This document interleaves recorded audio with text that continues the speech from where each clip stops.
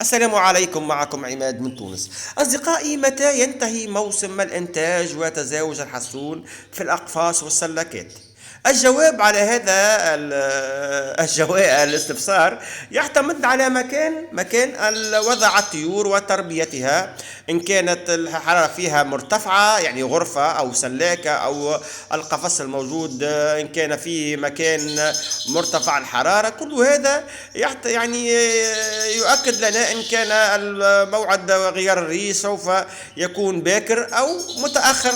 أصدقائي، إذن كلما كانت التربية فيه تهوية وليست فيه حرارة مرتفعة، كلما تأخر إن شاء الله موعد، يعني يبقى متأخر موعد كذلك التزاوج والإنتاج. إذن شهر أواخر شهر 8 هو الموعد الرسمي، إذا شرط أن يكون الطائر الحسون في مكان ليست فيه ارتفاع في الحرارة، لأن الطائر عندما يتأكد أن الحرارة قد ارتفعت، فبالتالي وهو يقول لنفسه الآن بدأ غيار الريش، ويبدأ في غيار الريش. أصدقائي، تحيات عماد العرفاوي.